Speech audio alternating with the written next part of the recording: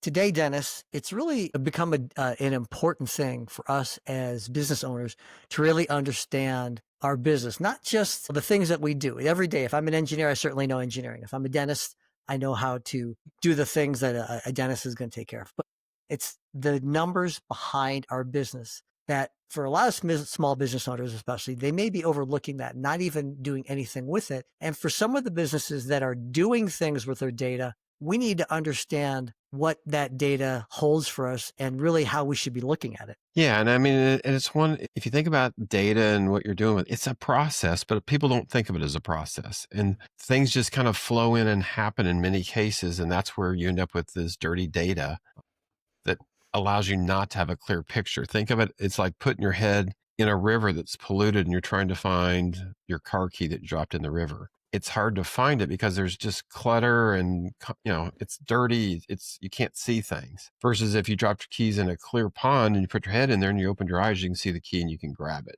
Great Yeah. example of if you clean things up and make things organized and have a process, it allows you and your team to be so much more productive and successful. And today we've got an expert that we're going to talk about dirty data and clean data and the benefits and pros and cons. Yeah. Matt Kroll is the principal and founder at Chalmers St Consulting. He really has a lot of insight in terms of some of the operations and really he spells it out really nicely about how we can better use our data, collect our data, and some of the things that we don't think about on a daily basis and what that means for us. So let's have a listen to this podcast. I think you guys are going to really enjoy this one. WFH with two guys. Now here's Benny and Dennis. So Dennis, one of the things that I hear from time to time, because I've suddenly gotten a lot of AI questions when it comes to my business, is about being able to do various things with the data that we have, right? We have all of this data. I have a retail store and I'm now going to be able to do things that I wasn't able to do before. It was going to cost so much money. And now it's really something that's useful. But along the way, that doesn't actually become the case. There actually is a lot of things that go aside from that we don't really think about because we were collecting all this data, but we were going to save it. Some people were just saving it or they were trying to figure out what to do with it at some point. But there's more to it than that, isn't there? Yeah, if you think about it, I mean, all companies are data rich. They got lots of data. Where they're struggling is they're information poor because they can't turn it into what they need it to do, or they've got it so chaotic that it doesn't come to life for them and they give up or they get frustrated. And so that's why it's so important to make sure you've got clean data. And we're going to talk about that today on today's podcast about what is clean data and what's all that mean and what's the benefit to your organization as you go through that process. So we have to bring in the expert who knows this stuff and can really talk about it. Matt, thanks for coming back on the show. Thanks, Benny. Thanks, Dennis. Appreciate being invited back. Yeah. Absolutely. Well, let's talk about that.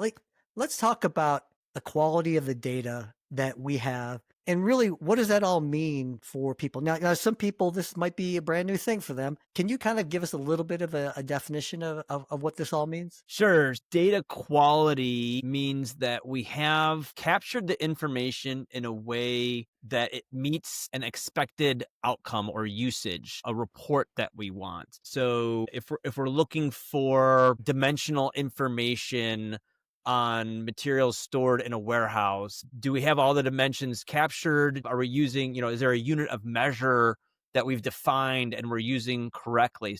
There's some, it's just like speccing out a product, honestly. There's some specification that we need in order to make that data usable. Data quality is, are we meeting that specification? And I'll just add there, like we've seen in quality over the years, there isn't always enough specking out of that data. And so we don't know whether or not we're actually hitting the quality. Does that make sense? Yeah. No, and part of the challenge I've seen it, is you've got people just kind of assume they're going to know all this stuff, and they make things up or they leave it blank, and they don't ask the right questions as they're trying to understand what it is they need to track.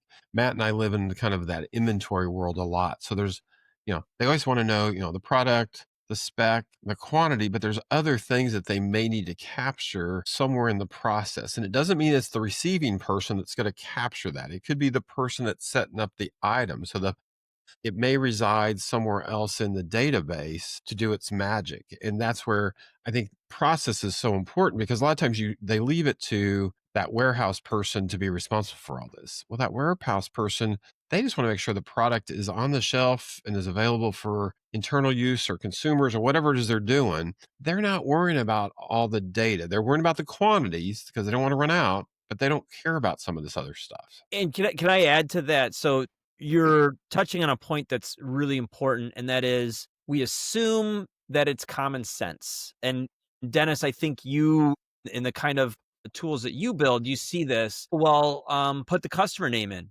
Okay, what's the customer name, right? Is it the legal name that I have to go look up on the state's website?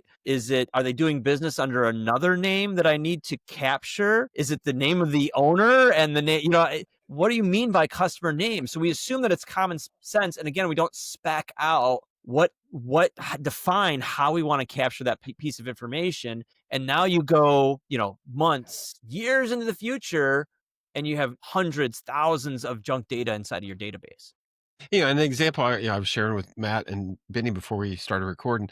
I mean, like with our clients, they had the Home Depot. They had the Home Depot in Brentwood Home Depot, and the Home Depot in Brentwood on Moores Lane. All four the same thing, but in the data system, it was four unique different instances. They had a contract with Home Depot that they got a certain discount when they hit certain levels. Well, because in their system, they had it all messed up. They weren't getting those discounts correctly because the system was thinking that it was four separate entities and not treating it as one. And there's things you can do. You can still have the four different names, but then you can tie them all back together. That's kind of that's after the fact. Ideally, you want to kind of get it cleaned up. And to Matt's point, have that process on the front side of identifying how you're going to set these companies up, or how you're going to set the items up, or the people, or whatever it is you're doing, and have a process. And then make sure you educate all the people that touch it, because a lot of times it's not the inventory person, it's the accounting person, it's the salesperson. There's different ones that in your pipeline sets this up, because in many cases it could be driven by sales. Sales is the first one that starts the process, and they're tracking it in their CRM, and then eventually it pushes over to someone's accounting system, and then they try to change it or tweak it, and then eventually it rolls into that inventory or shipping system. And so you could end up with the same company with four different names in four different systems, because you're not using a system that goes and talks to one another. Yeah. And this might sound familiar to some of the listeners out there too, as well, where the people who are the employees working within the systems think this is stupid because the guys who are putting this together don't understand. And they're just going to do things like leave blank spaces in critical areas of information, or they don't understand, or it's a redundant piece of information. To your point, Dennis, the education piece and letting people know why you have to do this will give them the ability to say, look, we'll help you do your job better. And really, for the people who are designing the systems, you need to be listening to them to understand why this doesn't work very well as well. For them as well, because we're doing this for one of my clients right now, and we're designing a system and trying to figure out some of the gaps. Because Matt, you tell me, what are clients thinking now with AI and all the data that they've done? They really don't need to change this, because I'm hearing some really crazy things what people think AI is going to be able to do for them. I think we're still certainly learning what AI is going to do for us. My personal experience with AI at this point is, the large language models are pretty powerful for organizing notes, helping organize marketing materials. And I think when we start getting into some of the operational data, I believe the AI will start helping us organize that. But the reality is, if I have junk in there, it's gonna do the hallucination that I keep hearing people talk about so much. Like, well, why does it hallucinate? Well, I don't know if it's hallucinating so much as it's looking for clusters, right, of repeatable information to more or less make predictions on what's the answer to this question. And if we have a lot of poor answers or poor information in that data, it's going to hallucinate more often. It's going to make things worse, right? Because people will assume the AI is right. That's what I'm concerned with as my team, frankly, starts to use AI in more of our work. Like, okay, but we're never going to assume that the AI is right. It's like the example I was given, it's like hiring a really good intern. You can give that person a whole bunch of different work to do. But when you get to some of the edge cases of work, or some of the harder, let's just say more complex type of things, that intern's going to make mistakes. AI is going to make those mistakes. It's going to make more mistakes when it has bad information that's working off of. So Matt, what is going to be the kind of an order of operations when it comes to making sure the data quality that we're doing is going to be the correct data? You know, what are some things that we as business owners should be thinking about, and the way that we look at this information, and how do we best do it? What's kind of those steps? Yeah. So Dennis said the magic words: process, training, and those are so broad. We have to get very specific anytime that we're building process, but we need process and we need training. And specifically, we need to understand the inputs into our systems, meaning the information inputs. I have dimensional data for, like I said, for maybe things that I'm storing in shelving. I have part number data. I have customer data. Each one of those is an input into my process, and I need to understand who's putting it in, where is it coming from, what is the tool that we're using to store it, and then how am I ensuring that the person putting it in is trained properly to do that correct. That also takes, just like with any process, right? I'm always thinking of inputs, process, outputs, right? I'm always thinking of those three things. IPO, you may have heard of: inputs, process, outputs.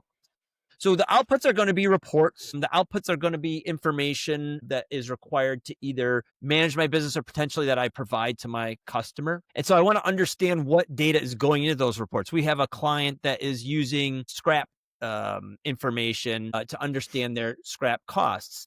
Great. We found that, a lot of that scrap data is manually input. They're doing counting of small parts. And guess what?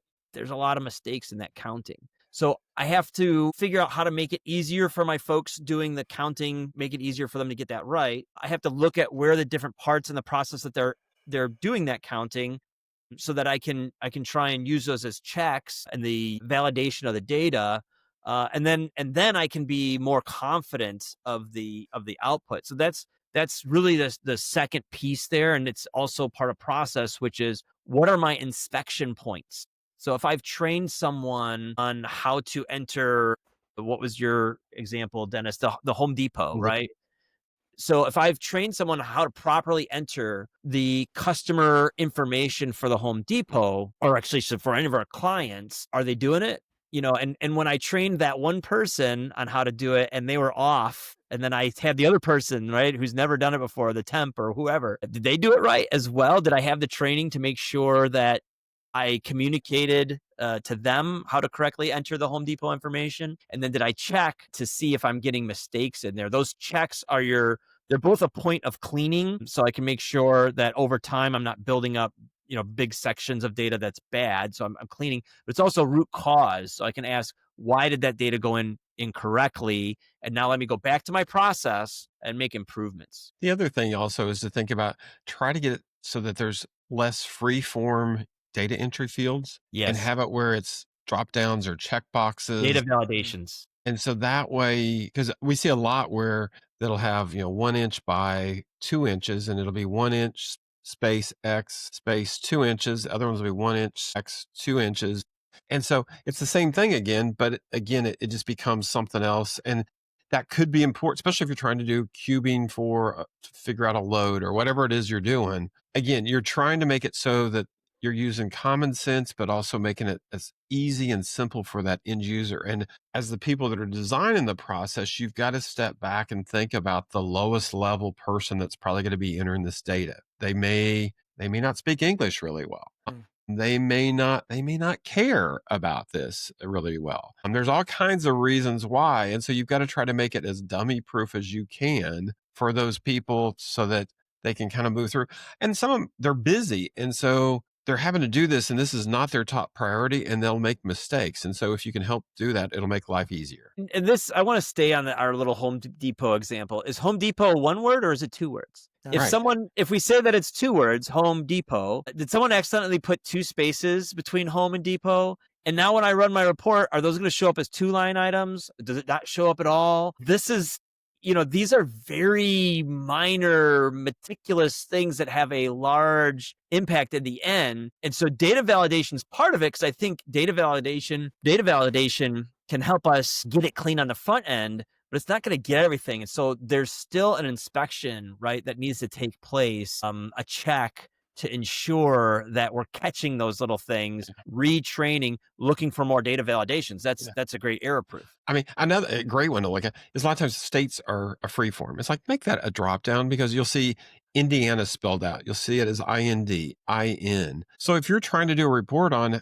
how many customers do you have in the state of Indiana, and I filter on IN, you might get it, you might not. Or if you filter on Indiana, you're not going to get them all. So it's just things like that it seems like it's simple logic, but it causes all kinds of problems down the road when you're trying to do reporting in your process. The other piece that I would say is also have a plan in place periodically through the year, just to on those key data points. And you're going to have lots of data, but some of the key things, just have someone spot check things, because even with a great process in place, something's going to go wrong. And so it's a chance. And you can I always filter on addresses and emails, because those are great ones that you'll catch duplicates. And so it'll begin to pop up. And that's the kind of stuff you can run through AI to say, hey, tell me all the ones that have Dennis at worksolution.com, and you see it's listed 5 times. Well, then I know I need to merge 4 of those into one and pick which one I want it to go to, because it should all be in one spot.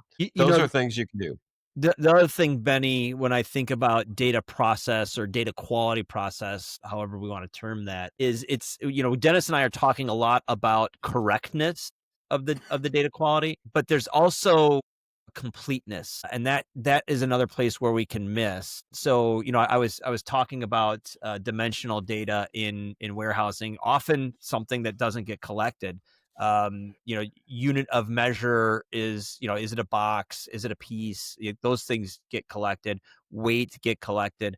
But what's the actual cube? Like, some of that stuff gets missed. And I share that just as an example, because again, we want to know what ways we may use this data, because that will prevent us from omitting key pieces of data that are part of the data quality, that I need to have the whole picture, right?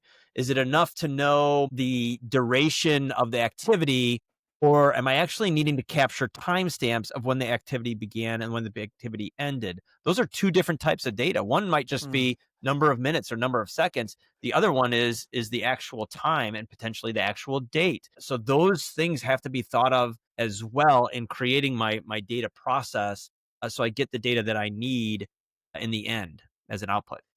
So let me ask, guys, and I'll throw this out to you, Matt, first, but if I understand, it's nice to have this data, and I'm able to, if I could take advantage of it, still be really informative and usable for me. But for those of us out there, maybe who aren't really doing anything with our data, or maybe we're just kind of using a minimal amount of data that we've collected for the last 20 years, and that seems to be okay. What am I missing out on? What disadvantage am I at by not really looking at my data and kind of going a step further beyond that? What am I really missing out on anything? It seems to be working fine. We're doing well. We had 3% growth over last year. I'm okay with that. What are we missing here by not doing things like that? I mean, the classic line is you manage what you measure.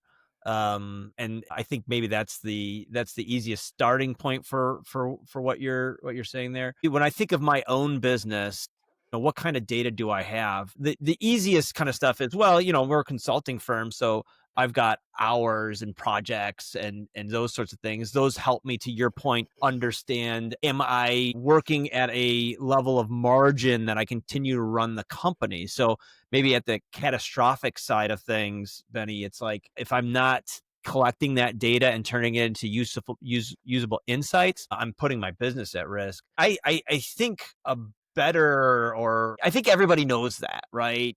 Everybody knows that. But there's also data in the contracts that I write.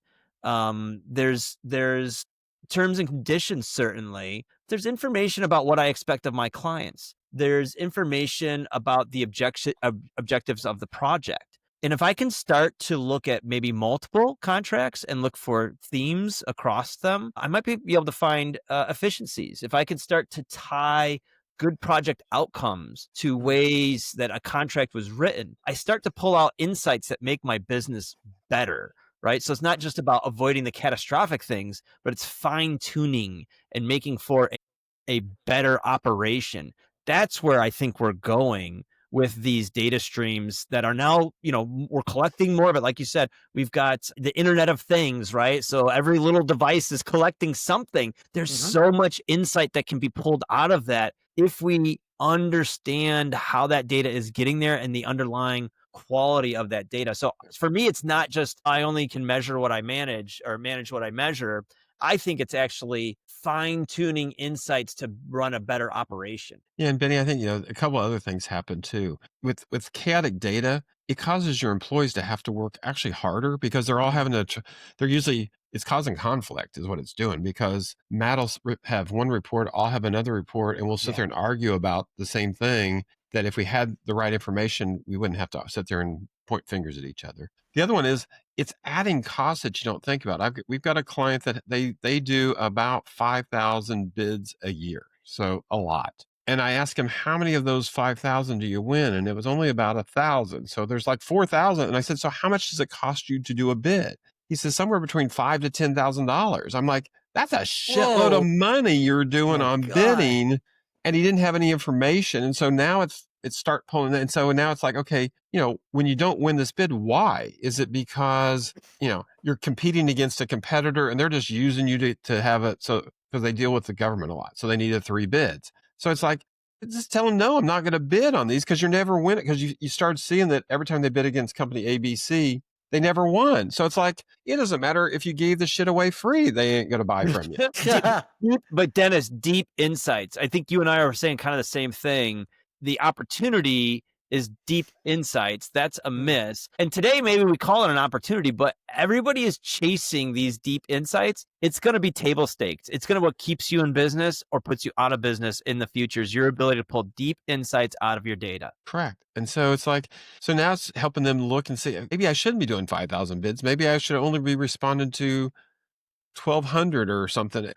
The ones that I lose that I had a chance to win, why didn't I win it? Was it because I wasn't in the right location? I didn't have the right price. My timing was off. Whatever. Now you start asking questions that before they were never asking. So those are types of things. And again, part of the challenge was they had crappy data because they didn't even know that they were sending a bid for the same company 5 different times because they called it 5 different companies. And so in their mind, it was 5 separate bids. It was actually the same damn bid. If you'd had it spelled out right, you'd have caught it and you'd said, stop those 4. And if he was paying $10,000, he just saved $40,000 to the bottom line by not doing it. So those are the types of things that I think as a business owner that begin to come to light. And that's where Matt and I and others hopefully help you see that with better organized data and to Matt's point, with that process that really helps you get that information that takes that data from data and turns it into true information that lets you make better decisions. That's where you're trying to get to. Matt, this is a fascinating topic, and I really don't know much about some of the things that you and Dennis are talking about, but I find it fascinating. And I know that with your company, and Matt, by the way, just let you know, he is the founder and principal at Chalmers St Consulting. And I think I love this tagline a lot, what you had shared with me, making continuous improvement accessible. I think that's fantastic. Hey, Matt, I also know that you have a new software platform that you have rolled out. Maybe talk a little bit about that. Yeah, in the spirit of that accessibility, we look for more ways to bring strong continuous improvement ability to everybody in the organization. So having a black belt on site to coach everybody isn't always the most accessible way to do that. And so we've turned a lot of our templates and tools and training into a software platform that we're utilizing right now. We've got tools that help people run projects. Maybe the one that we're most proud of is our Leader Standard Work tool. It's really helping define a supervisor's day and ensure that they are hitting all the major things that they need to get done. And it gives a dashboard to their leader. And so again, we're just really trying to we take what we do and we think, how do we operationalize this or package this in a way that can be easier, more cost effective to deliver. And that's what the CI Mastermind platform is doing for us. And you also have a community associated with this program too Yeah. as well, right? Yeah, the community helps us get a lot of ideas. It's called CI Mastermind Live. We meet once a month and we cover a topic that is of interest to people in CI, continuous improvement roles. It is really about 15 minutes of content. I would say, let's say one-way delivered content and 30 minutes of discussion. So really what we're trying to do is have everybody walk out of there with something that they can use back in their firm. Again, in that spirit of, really acting and doing and continuous improvement. That's what we try to create with the CI Mastermind Live group. And we meet once a month, and people can go find that by looking at my LinkedIn site, Matthew R. Kroll. They can look up our website, www.chalmersstreet. That's chalmersst.com. And they can see, they can learn about our platform. They can learn about the CI Mastermind Live community. They can see our newsletters and blog posts. We really try and put a lot of content out there because we're very serious about making this accessible. We think it's important to every business, large and small. Yeah, if you're not on Matt's email or blogs, I would encourage you. It comes out monthly, correct, Matt? Yes, that's right. Always has great messaging. I always make sure I read that one. There's always insight that kind of tickles your brain to kind of think, oh, I hadn't thought about that, or it gives you connections with other people. So, I mean, it's a good tool. If you're not Thank you, getting Dennis. it, definitely plug into that one. Matt, this has been a great conversation. Really enjoyed it. Thanks. I feel a little bit more educated about data quality and why it's important. But thanks for stopping by. We appreciate it. We'll definitely have you back on again. Awesome. Glad to be here, and I look forward to being back on the show. Yeah, thanks, Matt. You've been listening to WFH with Two Guys. We'll see you next time.